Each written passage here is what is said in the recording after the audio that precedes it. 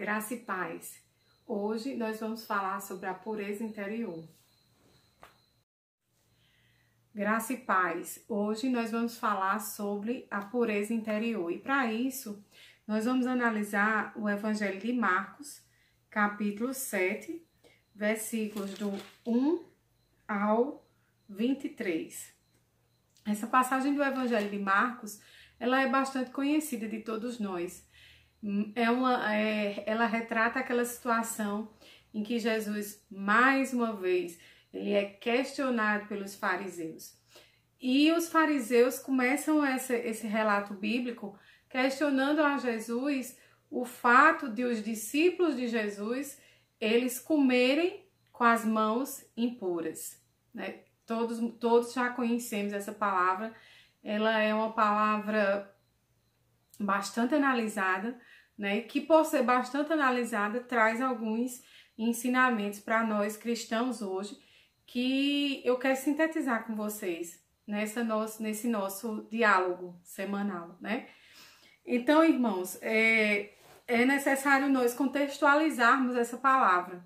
Se nós formos analisar o contexto dessa palavra, nós vamos verificar que Jesus, né, antes de ser questionado pelos fariseus, ele tinha realizado aquele grande milagre dele, do qual inclusive nós já falamos em outros vídeos, que foi, aliás, o de atravessar o mar, né, ou atravessar por cima do mar, para ir se encontrar com seus discípulos. Aquela passagem em que os discípulos têm medo, acham que é um fantasma, né? Mas Jesus atravessa por sobre o mar, encontra com os discípulos e depois a palavra diz, lá no Evangelho de Marcos, capítulo 6, versículo 53, que depois de andar por cima do mar, Jesus chega a Genezaré. E lá em Genezaré, quando ele desce do barco, várias pessoas já estavam esperando por ele, porque Jesus, ele era uma pessoa que atraía multidões, né? Mas as multidões que Jesus atraía eram multidões de pessoas com problemas, pessoas que tinham algum tipo de enfermidade, né? A palavra diz, as pessoas reconheceram Jesus assim que o viram. Quando ouviam que Jesus estava em algum lugar, corriam por toda a região, levando os enfermos em macas, para onde sabiam que ele estava. Então Jesus era uma pessoa que atraía muitas pessoas. Mas ele atraía um público de pessoas que estavam com problema, que eram pessoas enfermas, né? Pessoas excluídas da sociedade. Todos nós conhecemos o relato de Zaqueu, em que Zaqueu sobe numa árvore para poder ver Jesus passar, né? E Zaqueu era um publicano, um cobrador de impostos, excluído pela sociedade, mas ele queria ver Jesus e foi agraciado com o fato de Jesus resolver entrar na sua casa. Então, o nosso Jesus, ele atraía esse tipo de pessoas. Pessoas com problemas, né? Pessoas consideradas pela sociedade da época, e ainda hoje são também, excluídas, né? Então, quando Jesus chega a Genezaré, ele atrai essa multidão de pessoas e a Bíblia relata que ele cura vários enfermos. Após isso, né? Os fariseus e mestres da lei chegam e indagam a Jesus. Por que os teus discípulos comem com as mãos impuras? Essa semana eu estava meditando sobre essa palavra e Jesus me fez analisar o termo, né? Porque quando nós lemos essa palavra desapercebidamente, nós podemos ser levados a pensar que os discípulos de Jesus, eles não eram higiênicos, né? Eles não eram higiênicos, eles comiam com as mãos sujas. Mas a palavra relata que eles comiam com as mãos impuras. E essa semana, eu meditando sobre essa palavra, Jesus me fez refletir sobre a diferença entre mãos sujas e mãos impuras. Os discípulos, eles não comiam com as mãos sujas, eles comiam com as mãos impuras, né? E fazendo um estudo sobre essa palavra essa semana, na Bíblia de estudo, o que foi que eu descobri? Que quando os fariseus, eles questionam a Jesus que os discípulos dele comiam com as mãos impuras, significava dizer que os discípulos de Jesus, eles estavam quebrando a lei, porque havia todo um ritual para purificação de mãos que era realizado pelos fariseus, pelos mestres e pelos doutores da lei antes da comida. Analisando a Bíblia de Estudo essa semana, eu verifiquei que esse ritual, ele previa o quê? Previa que os fariseus, né, eles deveriam lavar suas mãos, e aí eles aspergiam água sobre a mão, com a mão levantada, né? Depois, quando a água escorria pelo pulso, eles viravam a mão e alguém vinha e derramava água novamente sobre as mãos, e eles esfregavam uma mão com a palma da outra, né? Não se tratava simplesmente de um lavar de mãos, mas um ritual efetivamente de purificação. Esse ritual de purificação, ele não constava das Escrituras, né? Eu estudando essa semana sobre essa palavra, constatei isso. Esse ritual de purificação, ele não constava das Escrituras. Ele fazia parte de um corpo de interpretações extra-bíblicas que os fariseus e doutores da lei haviam instituído para serem cumpridos. E é por isso que os fariseus questionam a Jesus: por que é que teus discípulos comem com as mãos impuras? É interessante essa pergunta. Eles não estavam comendo com as mãos sujas, mas eles estavam comendo com as mãos sem purificar, né? E essa pergunta era bastante apropriada. Por quê? Porque os discípulos de Jesus e o próprio Jesus, eles haviam andado anteriormente com um grupo de pessoas que era um grupo de pessoas excluídas da sociedade, um grupo de pessoas que a gente pode considerar que eram pessoas impuras. Então, se eles tinham estado com essas pessoas e iam comer, eles tinham que purificar as mãos, né? Essa é a conclusão que a gente tira do relato do Evangelho de Marcos, porque antes de Marcos começar o relato desse questionamento dos fariseus a Jesus no capítulo 7, no capítulo 6, anteriormente, ele relata justamente que Jesus tinha estado com uma multidão de enfermos e tinha realizado vários milagres de cura, né? Então é bom a gente entender esse contexto. Nesse contexto, o que é que Jesus faz, né? Qual é a resposta que Jesus dá aos fariseus, né? Jesus os chama de hipócritas. Jesus diz hipócritas. A palavra tá escrito lá, né? Então os fariseus e mestres da lei lhes perguntaram: por que seus discípulos não seguem a tradição dos líderes religiosos? Eles comem sem antes realizar a cerimônia de lavar as mãos. Jesus respondeu: hipócritas. É um termo muito forte, né? Se o termo hipócritas é forte hoje, imagine na época de Jesus. Jesus chamou os fariseus, os doutores da lei, aqueles que eram encarregados de disseminar o ensino da palavra. Jesus os chama de hipócritas. Ou seja, os chama de impostores religiosos, impostores espirituais, né? E Jesus responde com uma palavra que está lá no livro do profeta Isaías, no capítulo 29, eu não me lembro agora qual é o versículo, mas Jesus diz aos fariseus: hipócritas. Isaías tinha razão quando profetizou a seu respeito, pois escreveu: este povo me honra com os lábios, mas o coração está longe de mim. Sua adoração é uma farsa, pois ensinam doutrinas humanas, como se fossem mandamentos de Deus. Ou seja, Jesus repete aquilo que Isaías já tinha dito tempos antes a respeito dos fariseus, dizendo que os fariseus, eles valorizavam mais a doutrina de homens, os ensinos humanos, do que aquilo que verdadeiramente a Escritura mandava, né? E nesse contexto, Jesus dá um exemplo, né? Continuando a exposição da palavra, Jesus dá um exemplo. Ele diz: vocês desprezam a lei de Deus e substituem por sua própria tradição. Quer dizer, Jesus está dizendo, os fariseus, eles valorizavam mais a tradição do que a própria lei de Deus. E aí Jesus vai dar um exemplo.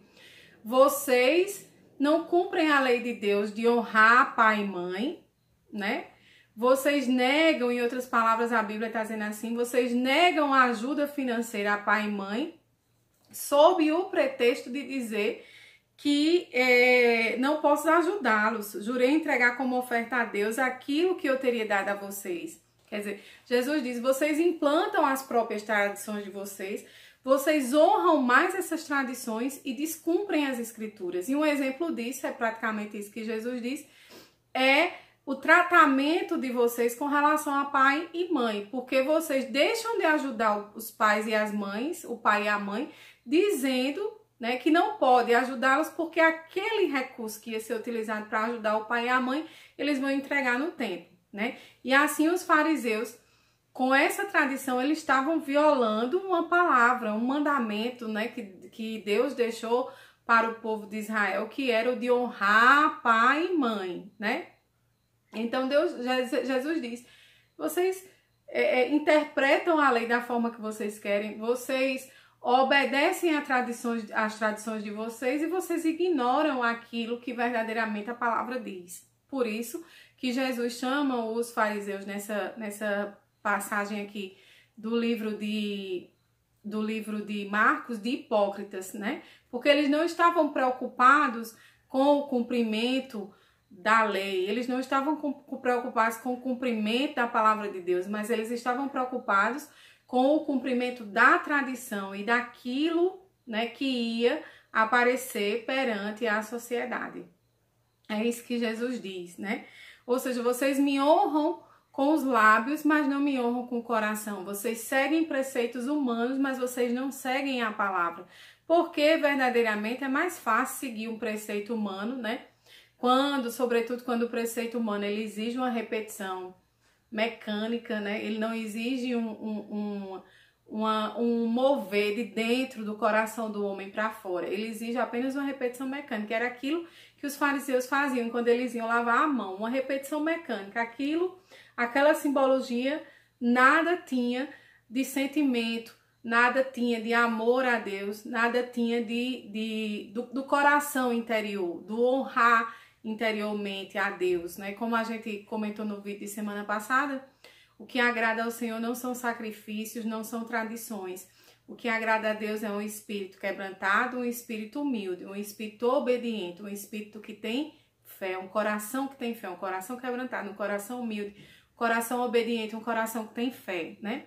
E os fariseus, eles não estavam preocupados com o que vinha de dentro para fora, mas eles estavam preocupados com o que estava fora, ou seja, aquilo que as pessoas iam ver.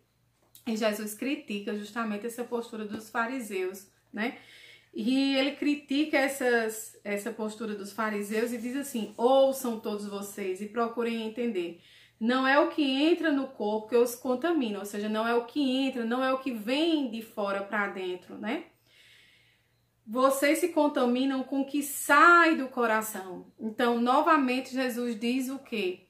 Que o que importa é o que está aqui dentro do coração, não o que entra de dentro para fora, mas o que sai de fora para dentro, né? Justamente porque os fariseus, eles estavam preocupados não com o honrar a Deus, mas eles estavam preocupados com aquilo que as pessoas iam pensar, das práticas, das tradições que eles haviam introduzido no decorrer do tempo, né, como consequência da interpretação das escrituras. Então, eles interpretavam as escrituras da forma que lhes era mais conveniente, repetiam essa interpretação, né, e tornavam essa interpretação superior à própria palavra de Deus. E é isso que Jesus quer deixar claro aqui. Eu acho esse versículo aqui muito interessante, o versículo 12 do capítulo 7 do Evangelho de Lucas, que diz assim: com isso, desobrigam as pessoas de cuidarem dos pais, anulando a palavra de Deus a fim de transmitir sua própria tradição, né? Marcos 7, 12. Ou seja, eles desobrigavam as pessoas do cumprimento da palavra para que elas cumprissem a tradição. Todos sabemos que o único mandamento com promessa que está escrito na Bíblia é aquele: honra teu pai e tua mãe para que te vá bem os teus dias na terra, né? E os fariseus diziam justamente o contrário. Você não precisa honrar o pai e a mãe, sobretudo financeiramente, né? Você pode pegar aquilo que você utilizaria para honrar pai e mãe e entregar na casa do Senhor, quando a gente sabe que é o inverso, né? Deus quer as nossas primícias. Os dízimos e as ofertas são primícias que o nosso coração devolve a Deus. Afinal de contas, tudo que há aqui na terra, todo ouro, toda prata, toda riqueza, todo dinheiro pertence a Ele e só a Ele, né? Então, os fariseus claramente desobedeciam a palavra sob o pretexto de cumprir as tradições. qual é o ensino, né? Eu meditei muito nessa palavra essa semana e aí algumas coisas ficam como ensino, né? Que é mais, primeiro ensino, né? Que é mais fácil cumprir os ensinos e as tradições implantadas por homens do que a palavra de Deus, né? Porque os ensinos e as tradições humanas, muitas vezes eles exigem somente uma conformidade mecânica, ou seja, uma repetição irrefletida, né? E o cumprir a palavra com o coração exige um coração puro, né? O obedecer a palavra exige um coração puro, e um coração puro é um coração obediente, um coração que tem fé, um coração que crê que Deus existe, que sabe, né? Que mesmo que nós não estejamos vendo, Ele vê e Ele contempla todas as coisas. Exige, sobretudo, a atitude de amor, né? Cumprir a palavra de Deus, ter um coração puro. Então, a palavra exige que nós a observemos com o coração puro, né? Não somente repetições, não somente tradições, não somente uma conformidade mecânica, mas um coração puro para obedecer a palavra de Deus, que era justamente isso que os fariseus não estavam fazendo, e Jesus por isso os chamou de hipócritas, né? Segunda coisa, Jesus diz claramente, o que contamina o homem não é o que vem de fora para dentro, mas o que sai de dentro para fora, porque a própria palavra diz que a boca fala daquilo que o coração está cheio, né? Então, o que contamina, o que vai contaminar o homem não é o que vem de lá, o que vem de fora para dentro, mas o que sai de dentro do coração puro para fora, né? Porque a boca fala daquilo que o coração está cheio. Terceiro ensino, Deus não está preocupado com rituais, Deus não está preocupado com tradições, né? Deus não estava preocupado com a cerimônia do lavar as mãos, que era uma cerimônia meramente ritualística. Ele está preocupado sim, né, com uma adoração pura e verdadeira. A própria palavra de Deus vai dizer, né, que importa que o adoremos em espírito e em verdade, né? Isso é o que verdadeiramente agrada o Pai, né? Outra coisa, né? Outro ensinamento, nós cristãos devemos ser cartas vivas de Cristo. E isso Paulo disse lá em 2 Coríntios 3:3, né? Por isso, como o próprio Paulo afirma, nós devemos servir, nós devemos andar como concretizadores do exemplo de Cristo, né? Que veio para quebrar rituais, veio para quebrar formalidades, veio para quebrar tradições e veio para implantar como único mandamento o amor a Deus sobre todas as coisas e ao nosso próximo como a nós mesmos, né? Então, mais do que a tradição, vale o amor a Deus sobre todas as coisas, vale o amor ao próximo, vale o adorar a Cristo em espírito e em verdade com um coração puro. É isso que verdadeiramente vale, é isso que verdadeiramente agrada ao Pai. E é com base nisso, ou é sobre isso que nós cristãos devemos verdadeiramente nos preocupar, né? Ao invés de estar nos preocupando com as tradições, ao invés de estar nos preocupando com aquilo que os homens pensam ao nosso respeito, nós devemos sim nos preocupar com o que Deus pensa a nosso respeito. É claro que nós não vamos andar, né, perante os homens como maus exemplos, né? Nós devemos andar perante os homens como bons exemplos, porque nós somos, como disse Paulo lá em 2 Coríntios 3:3, cartas vivas, embaixadores de Cristo, né? Então, reflitamos sobre isso durante essa semana.